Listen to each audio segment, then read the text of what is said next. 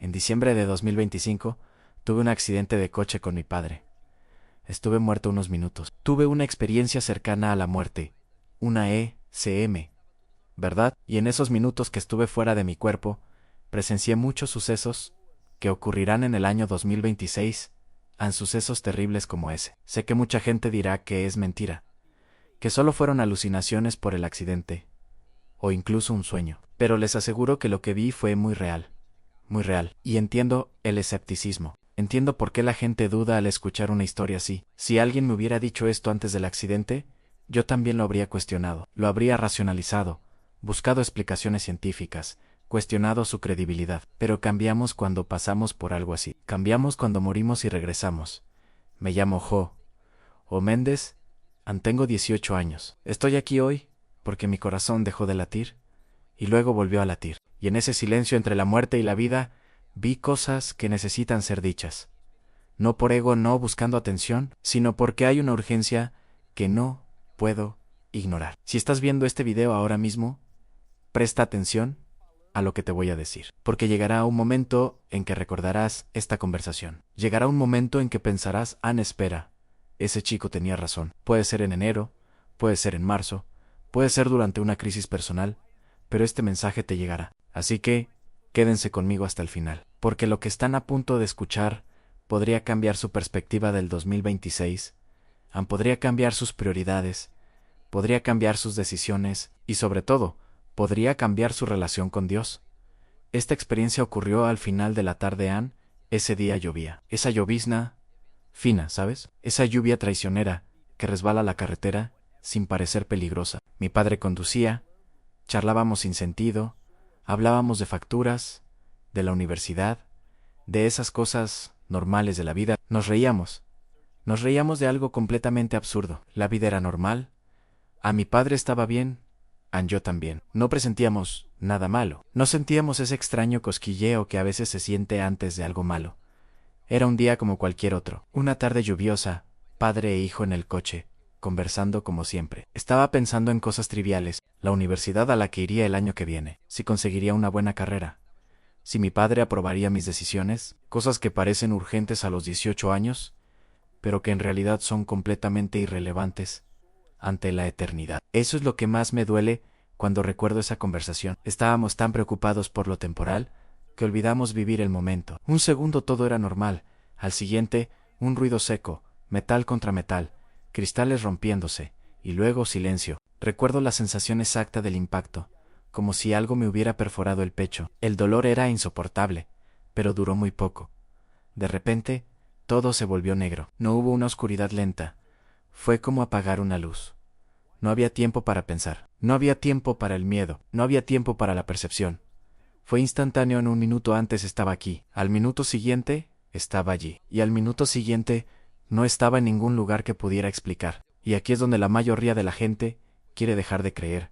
Porque lo que viene después no encaja en la lógica. Lo que viene después es experiencia genuina. Lo que viene después desafía todo lo que aprendemos en la escuela, todo lo que escuchamos en los medios, todo lo que creemos saber sobre la realidad. Y fue entonces cuando empecé a comprender que algo mucho más grande estaba sucediendo, que había entrado en un territorio inexplorado. Y entonces desperté, pero no como si despertara de un sueño. Estaba consciente, más consciente que en ningún otro momento de mi vida. No tenía miedo, no sentía ningún peso. Sentí una paz tan profunda que es difícil de explicar, sin parecer exagerado. Fue como si toda la ansiedad, el miedo y la culpa me hubieran sido arrebatados de golpe. Toda la presión que cargaba, ¿sabes? Esa sensación de que necesitaba ser alguien, de que necesitaba ser algo importante, de que necesitaba demostrar mi valía. Esa culpa por cosas que hice de joven. Ese miedo a un futuro incierto, todo desapareció. Y no fue porque lo hubiera olvidado. Fue porque ya no importaba, o mejor dicho, importaba desde una perspectiva completamente diferente. Veía la realidad sin los filtros emocionales que suelo llevar. Era como si alguien me hubiera quitado un velo que ni siquiera sabía que tenía. Y la claridad era aterradora, porque cuando ves la realidad así, te das cuenta de cuánto tiempo dedicamos la mayoría a cosas que simplemente no importan. Miré hacia abajo y vi la escena del accidente. El coche estaba completamente destrozado. La gente corría a ayudar. Mi padre gritaba mi nombre desesperadamente, con sangre en la cara. Me impactó de una manera extraña, porque sentí amor y tristeza, pero no desesperación. Intenté gritar, intenté correr hacia él, pero ya no era lo mismo. No podía, era como si estuviera al otro lado de un cristal. Y aquí es donde las cosas se ponen difíciles, porque sabía que él estaba sufriendo, sabía que él creía que yo estaba muerta, sabía que él estaba experimentando uno de los peores dolores que un padre puede experimentar, y aún sabiendo esto, yo estaba en paz. Y eso me hizo cuestionarlo todo. ¿Cómo es posible? ¿Cómo puedo estar en paz viendo sufrir a mi padre? Fue entonces cuando me di cuenta de que había muerto. Veía a mi padre fuera de mi cuerpo, impotente, desesperado, y sin embargo, sentía paz. ¿Entiendes que esto no tiene sentido? ¿Que es imposible ver a tu padre sufrir y estar en paz? Pero era real, era muy real, y esta incongruencia es precisamente lo que me convence de que no fue mi imaginación, porque mi mente jamás habría creado una narrativa tan contraria a lo que sentiría naturalmente. Antes de que el pánico se apoderara de mí, una presencia lo invadió todo. No era una luz brillante que hiriera la vista, era una luz viva y cálida que lo envolvía todo. Y dentro de esa luz, sentía a alguien. No necesité preguntar quién era, simplemente supe que era Jesús. Y sé que esta parte molesta a algunos. Yo mismo habría sospechado si lo hubiera oído antes. Pero no era una escena de iglesia ni una versión cinematográfica, era real. Más real de lo que ahora les cuento. Sus ojos no eran ojos comunes, era como si lo viera todo a la vez, sin juzgarme, pero con una verdad imposible de ocultar. Crecimos en un mundo donde nos juzgan constantemente. Nuestros padres, maestros, amigos y redes sociales nos juzgan. Donde quiera que vamos, alguien nos evalúa y aprendemos a escondernos. Aprendemos a usar máscara. Aprendemos a mostrar una versión de nosotros mismos que consideramos aceptable. Pero en esa mirada no había juicio, tan solo había verdad, y la verdad era que él lo veía todo. Todas las cosas malas que había hecho, todos los pensamientos que jamás le contaría a nadie, toda la hipocresía, toda la pretensión. Y sin embargo, lo que sentía era amor en puro, incondicional, ilimitado a no empezó hablándome. Primero, me hizo ver, y aquí es donde la narrativa cambia, porque lo que viene a continuación son las cosas que vi, las cosas que Jesús quería que recordara, las cosas que necesitan ser dichas. Esa luz no me cegaba, era como si penetrara cada célula de mi cuerpo en cálida, reconfortante. Era como estar en un abrazo que lo abarca todo. Y en ese momento comprendí que todo lo que buscamos en la vida, todo lo que perseguimos en el dinero, en las relaciones, en el éxito, es solo un reflejo distorsionado de lo que es estar en la presencia de Dios. Vi el tiempo como algo frágil. Lo vi como si el año 2026 estuviera ahí mismo, respirando con dificultad, a punto de caer sobre la humanidad. Y sentí algo que no me ha abandonado. Desde entonces, Urgencia Jesús me mostró que el mundo anda demasiado distraído. La gente se preocupa por el dinero, el estatus, los argumentos vanos, la política, los gustos, mientras algo enorme se acerca. Esta urgencia es diferente del miedo. El miedo te paraliza, la urgencia te conmueve. Y lo que sentí fue pura urgencia, como si el tiempo se agotara.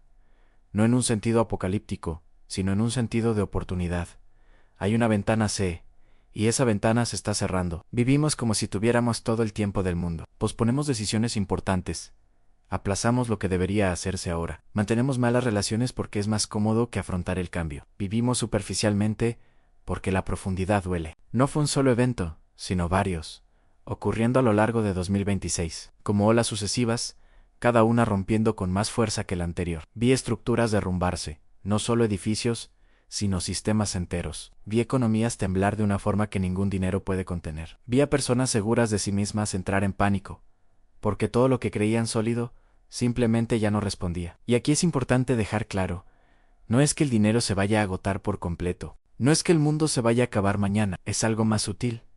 Es un colapso gradual de la seguridad. Es gente que creía tenerlo todo resuelto, y descubre que no es así. Es el reconocimiento de que los cimientos no eran tan sólidos como parecían. Pero lo que más me asustó no fue el caos externo, sino el estado espiritual de la gente. Jesús me mostró que muchos que se llaman cristianos están vacíos por dentro, bellos por fuera, con discursos correctos, pero con el corazón lejos. Hay personas que van a la iglesia todas las semanas, que rezan antes de comer, que se saben la Biblia de memoria, pero que en su vida diaria no reflejan nada de eso. Me hizo comprender que 2026 no solo será un año difícil, sino un filtro, un tiempo en el que lo real permanece y lo falso se desmorona. Ese cristiano superficial descubrirá que su fe no es lo suficientemente fuerte. Esa moralidad vacía será puesta a prueba, y muchos caerán, porque nunca construyeron sobre una base sólida. Cuando Jesús me miró directamente, sentí que ya no había escondites.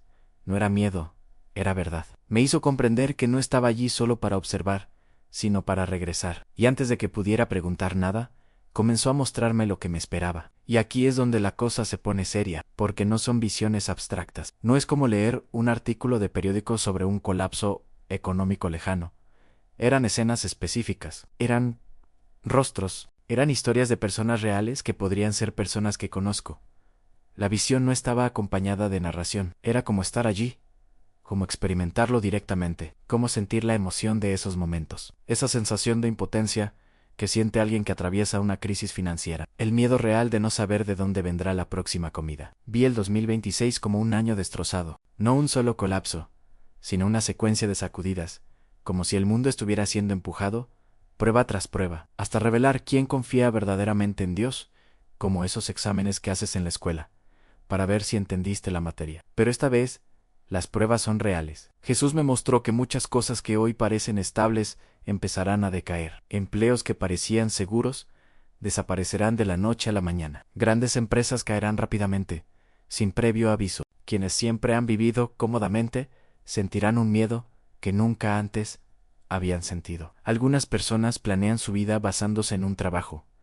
Ese trabajo es la base de todo. Es el dinero que paga el alquiler, la comida, la escuela de los niños. Si ese trabajo desaparece, todo se derrumba. Y Jesús me mostró que, para muchas personas, esto sucederá no como un castigo, sino como una consecuencia natural de un sistema que confía en lo incorrecto. Pero dejó claro que esto no sucederá porque Dios haya perdido el control. Sucederá porque la humanidad ha depositado su confianza en lo equivocado durante demasiado tiempo. Construimos una civilización sobre arenas movedizas. Depositamos nuestra seguridad en cosas temporales, y cuando esas cosas fallen, descubriremos que no teníamos nada real a lo que aferrarnos. He visto familias sacudidas, no solo por falta de dinero, sino por falta de amor. Jesús me mostró hogares donde las personas viven juntas, pero ya no se conocen, donde cada uno vive en su propio mundo, atrapado tras una pantalla, atrapado en su propio orgullo. En 2026, muchos de estos hogares sentirán un peso espiritual tan grande que las pequeñas cosas se convertirán en grandes peleas. ¿Conoces esa sensación cuando estás en una casa donde el silencio es denso, donde hay gente, pero no está realmente presente, donde estamos tan ocupados con nuestras propias vidas que nos hemos olvidado de estar juntos? Eso es lo que Jesús me mostró. Esta realidad, que ya existe en muchos hogares, se intensificará. Los matrimonios se pondrán a prueba al máximo. Las parejas que se aman, pero han perdido la comunicación, descubrirán que ya no saben cómo hablarse. Padres e hijos se distanciarán aún más, y muchos no sobrevivirán a esto, no físicamente, sino emocionalmente. Espiritualmente, las relaciones entre padres e hijos se volverán aún más frágiles. Los adolescentes que ya no confían en sus padres se distanciarán aún más. Los hijos adultos que odian a sus padres dejarán que ese odio se desate, y los padres que se esforzaron al máximo se sentirán fracasados, porque la comunicación no estuvo presente cuando más la necesitaban. Y entonces me mostró algo que me dejó helado. Iglesias, no todas, pero muchas, iglesias llenas, ruidosas, con la apariencia de un avivamiento, pero vacías de la verdadera presencia de Dios en Jesús, me hizo sentir su dolor al ver a la gente usar su nombre como marca, como producto, mientras vivían sin arrepentimiento, sin transformación. Porque hay gente que va a la iglesia el domingo, publica una foto bonita en redes sociales, con un versículo, y el lunes vuelve a los mismos hábitos. La misma avaricia, la misma lujuria, la misma deshonestidad. La iglesia se ha convertido en un lugar de representación, un lugar donde vamos para ser vistos, no para cambiar. Y hay líderes que lo saben, que saben que la gente no está cambiando, pero que siguen predicando porque nos beneficiamos de ello, porque genera estatus, porque es cómodo, porque confrontar a la gente significaría confrontarse a sí mismos, y nadie quiere eso. En 2026, estas estructuras comenzarán a resquebrajarse, saldrán a la luz escándalos, caerán líderes, saldrán a la luz verdades ocultas, y la fe de muchas personas se tambaleará, no porque Dios haya fallado, sino porque quienes lo representaron fallaron. Habrá pastores expuestos por infidelidad, habrá apóstoles descubiertos malversando el diezmo, habrá profetas que nunca profetizaron nada correcto, siendo revelados, y el pueblo sentirá una profunda traición, porque confiaste en ese hombre. Lo escuchaste como si fuera la voz de Dios. Apartaste tiempo de tu familia para ir a la iglesia y descubrir que todo era mentira. Es un dolor que pocos comprenden. Pregunté, casi llorando, si esto significaba que Dios estaba abandonando al pueblo. Su respuesta fue firme, pero llena de amor. No, los estoy purificando. Jesús me explicó que el 2026 separará la fe verdadera de la fe prestada. Quienes viven de las apariencias sentirán un vacío insoportable, porque cuando las estructuras caen, cuando el líder queda expuesto, cuando la institución fracasa, ¿qué queda? Si tu fe dependía de eso, entonces tu fe también muere. Quien esté en una relación conmigo se sostendrá incluso en el caos, no porque no sufra, sino porque sabrá dónde pararse. Su confianza no está en una persona, sino en Dios. Esa persona puede caer, pero Dios permanece. No porque no sufrirán, sino porque sabrán dónde pararse. Y eso marca la diferencia entre la desesperación y la esperanza. Entonces me mostró algo aún más intenso, el miedo colectivo. Vi a gente despertarse en mitad de la noche, con el corazón acelerado, sin poder explicar por qué. La ansiedad se apoderaba de quienes siempre se habían considerado fuertes. Los ataques de pánico se volvían comunes. No era solo psicológico, era espiritual. Y aquí necesito ser claro. No es que Dios esté causando pánico, no es que esté enviando espíritus de miedo, es que cuando vives lejos de Dios, cuando construyes tu vida sobre cosas frágiles, cuando el terreno empieza a tambalearse, la falta de firmeza espiritual te deja vulnerable. Es como intentar mantenerse en pie durante un terremoto. Si tienes una estructura a la que agarrarte, puedes, si no, te caes. La mayoría de la gente no tiene esa estructura, así que cuando llega el temblor, se caen. Jesús dijo que una nube de confusión y temor intentará cubrir a la gente en 2026, y quienes no estén firmemente arraigados en él se sentirán perdidos, sin rumbo. Los medios de comunicación amplificarán el miedo. Las redes sociales sembrarán el pánico y será difícil discernir la realidad del sensacionalismo. Mucha gente buscará soluciones a gurús, a promesas milagrosas, medicamentos que prometen paz. Cualquier cosa que prometa quitarte ese peso, y aparecerán depredadores, personas que saben que estás desesperado y se aprovecharán de ello. Y lo triste es que mucha gente cae en estas estafas, porque la desesperación te hace vulnerable, el miedo te vuelve irracional, y cuando estás en ese estado, cualquiera que prometa una solución parece un ángel. Pero al mismo tiempo, me mostró otro grupo, gente sencilla, gente que nadie nota, jóvenes, ancianos, familias comunes, personas que oran de verdad, que se arrepienten, que perdonan, que buscan a Dios en secreto. Estas personas no estarán libres de dificultades, pero tendrán una paz que no tiene sentido humano, porque su paz no proviene de las circunstancias, proviene de la certeza de que Dios tiene el control, de que todo lo que sucede tiene un propósito, de que, al final, quien confía en Dios estará bien. Mientras muchos caen en la desesperación, estas personas apoyarán a otros. Serán aquellos cuyos vecinos llamarán a la puerta y les dirán: «¿Tienes tanta paz en todo esto? ¿Cómo te las arreglas?». Y podrán decir: «Porque mi fe no está en las circunstancias, está en Dios». Jesús me hizo comprender que 2026 también será un año de decisiones finales. No decisiones pequeñas, sino decisiones de camino. Ya no habrá tiempo para estar indecisos. Quienes son de Dios tendrán que aceptarlo de verdad. Quienes no lo son, se alejarán para siempre, porque el punto medio desaparecerá. Ese cristiano casual que va a la iglesia pero no refleja nada de eso, en su vida diaria tendrá que elegir: o profundizará y se volverá genuino, o dejará de fingir y se irá. Y esto es necesario, porque la verdad es que Dios no quiere cristianos solo de nombre, quiere hijos, quiere personas que lo amen de verdad. Y 2026 será el año en que esta verdad se hará evidente. Pero entonces Jesús hizo algo inesperado. Me mostró que en medio de todo esto habrá una oportunidad, una ventana de misericordia. Mientras el mundo tiembla, Dios llamará, no con gritos, sino con la verdad. La gente se convertirá genuinamente, no por la emoción, sino por el quebrantamiento. Porque cuando todo se derrumba, cuando la gente ha perdido la esperanza, cuando ya no queda a dónde ir, es cuando la gente está dispuesta a escuchar, es cuando está dispuesta a rendirse, es cuando Dios puede obrar. Somos tan tercos, mientras estemos cómodos, no queremos escuchar, mientras tengamos dinero, no queremos a Dios, mientras la relación funcione, no buscamos ayuda. Solo cuando todo se derrumba, finalmente clamamos por ayuda. Y Jesús dijo que estaría allí para escuchar ese clamor, no con condenación, con los brazos abiertos, porque Dios no quiere que nadie se pierda. Dios quiere rescatar, Dios quiere traer de vuelta. Los hogares serán restaurados.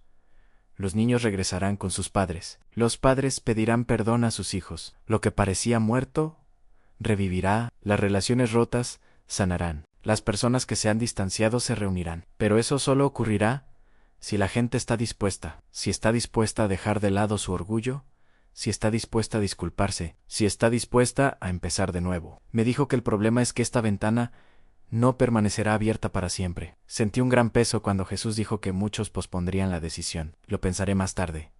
Ahora no es el momento. Cuando las cosas mejoren, resolveré esto. Pero 2026 no será un año de mejora gradual. Será un año de sobresaltos que exigirán una postura. Y la mayoría de la gente esperará la siguiente sorpresa o la siguiente, pensando que siempre habrá una oportunidad, sin darse cuenta de que la ventana se está cerrando. Fue entonces cuando se acercó aún más a mí.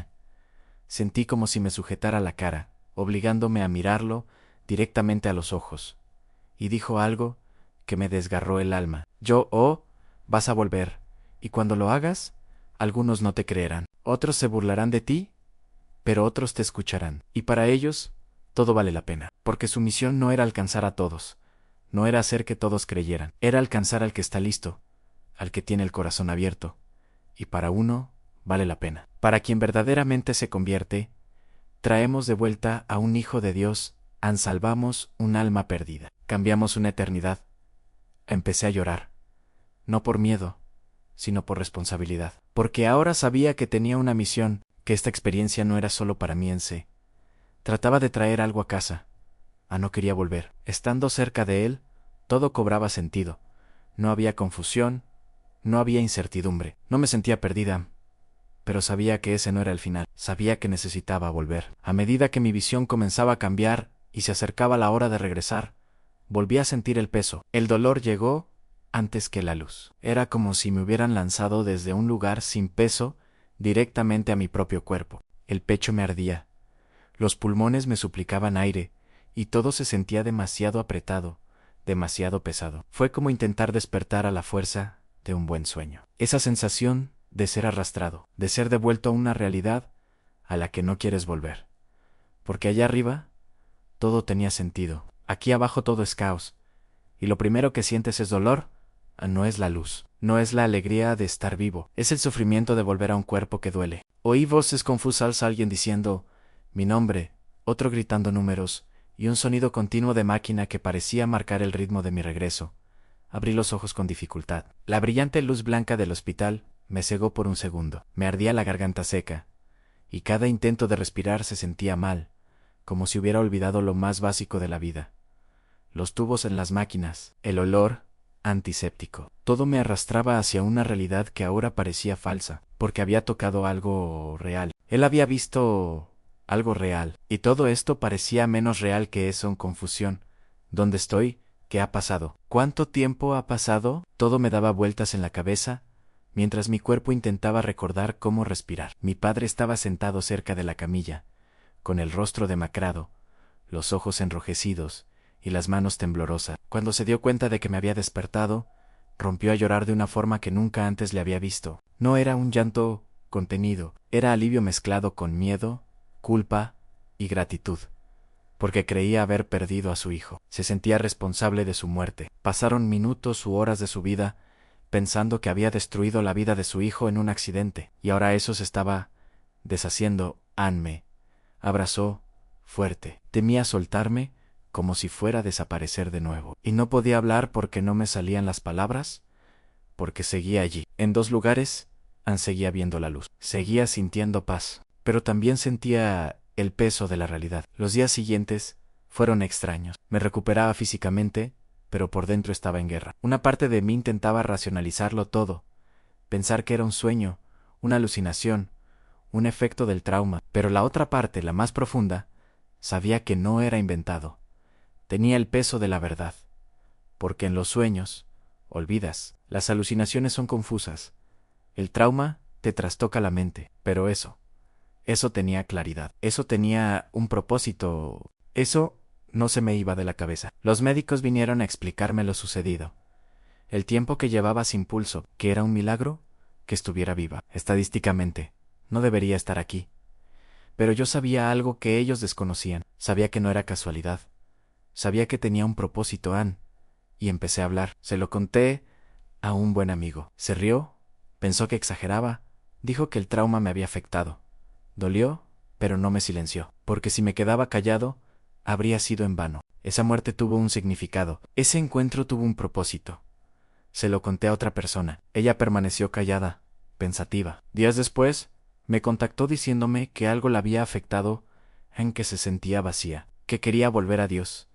Y empecé a comprender mi responsabilidad. No se trataba de mí, se trataba de quienes estaban dispuestos a escuchar. Fue entonces cuando comprendí lo que Jesús me había mostrado. No se trata de cantidad, sino de obediencia. Quienes escuchan no solo sienten curiosidad, sino que ya sienten el peso. Están cansados de vivir como vivían. Ya saben que necesitan algo mejor. Les cuento todo esto ahora porque sé que quien me escucha llegó aquí por casualidad. Incluso pueden dudar de mi experiencia.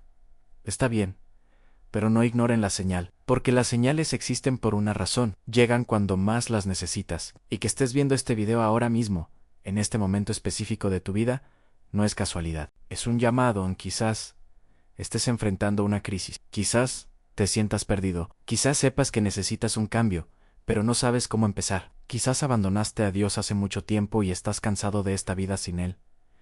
Sea cual sea tu situación, este video te guió. El 2026 pondrá a prueba los cimientos, la fe, las relaciones, la identidad. Muchas cosas que parecían fuertes resultarán frágiles y muchas cosas sencillas resultarán esenciales. Así que prepara tu corazón ahora, antes de que llegue la presión. Porque la presión viene, Jesús lo dejó claro, vendrá como una ola, vendrá con fuerza, y tendrás que estar preparado. Si algo he aprendido al morir y regresar, es esto: a nada reemplaza una verdadera relación con Jesús.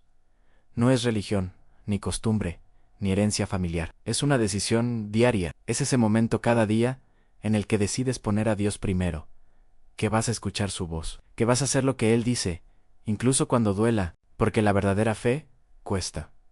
El arrepentimiento cuesta. El sacrificio cuesta. El perdón cuesta. Pero todo lo que cuesta en esta vida te lleva a la eternidad. Todo lo fácil en esta vida te aleja de ella. No sé exactamente qué enfrentarás en 2026, pero sé quiénes se mantendrán en pie. Aquellos que no construyeron sus vidas solo en sí mismos. Aquellos que no viven solo para las apariencias. Aquellos que decidieron tomar a Dios en serio antes de que llegara la presión máxima. Porque una vez que llega la presión, es mucho más difícil, es mucho más doloroso. Es mejor arreglar las cosas ahora. Es mejor resolverlas ahora. Es mejor volver a Dios ahora, mientras aún haya espacio, mientras aún haya una posibilidad, mientras aún haya misericordia. Si sientes incomodidad al escuchar esto, no la ignores, no la rechaces. No es miedo, es un llamado. No es superstición, es verdad. No es religión, es una relación. Arregla lo que necesite, arreglo. Regresa de verdad a Dios. Ama a tu familia. Ordena tu vida, porque el 2026 no te preguntará si estás listo, pero quienes sean firmes, lo superarán. Ahora, una última cosa antes de que termines este video. Si este mensaje te conmovió de alguna manera, si lo que acabas de escuchar despertó algo en ti, necesito que hagas algo muy simple, porque esa es la primera acción. Estás escuchando este mensaje. La segunda acción necesita ser compartida, porque no eres el único que lo necesita. Hay personas en tu vida que están tan perdidas como tú, o que están a punto de perderse, y tú puedes ser el puente. Suscríbete a este canal, porque seguiré compartiendo contenido que profundiza en estas revelaciones. Analizaré lo que Jesús me mostró. Les advertiré sobre las señales que comienzan a aparecer. Les daré esperanza a quienes la han perdido. Y no te pierdas ninguno de estos mensajes. Les traeré videos sobre cómo prepararse espiritualmente para el 2026. Compartiré historias de personas que enfrentan crisis y encuentran fuerza en Dios. Ofreceré reflexiones profundas sobre la fe, la confianza y cómo vivir cuando todo se derrumba, y necesitan estar presentes en cada una de ellas. Haz clic en el botón de suscripción ahora. Activa las notificaciones, porque cuando publique el próximo video, quiero que seas de los primeros en enterarte. Quiero que me acompañes en este viaje para informar a la gente. Comparte este video con alguien que sepas que necesita escucharlo, porque muchas personas sienten que algo anda mal, pero no saben qué hacer al respecto. Tú puedes ser el puente que conecte a esa persona con la verdad que necesita. Se lo envié a tu mejor amigo. Se lo envía a ese familiar que sabes que está perdido. Se lo envía a esa persona del trabajo que siempre está ansiosa y deprimida. Porque este podría ser el mensaje que estaban esperando. Esta podría ser la llamada de atención que necesitan. Gracias por estar aquí hasta el final. Gracias por dedicar tu tiempo a este mensaje. Gracias por permitir que Dios te hable a través de esta historia. Que Dios bendiga tu vida y te proteja en 2026. Y recuerda, no estás solo. Dios está contigo y seguirá estando contigo, pase lo que pase.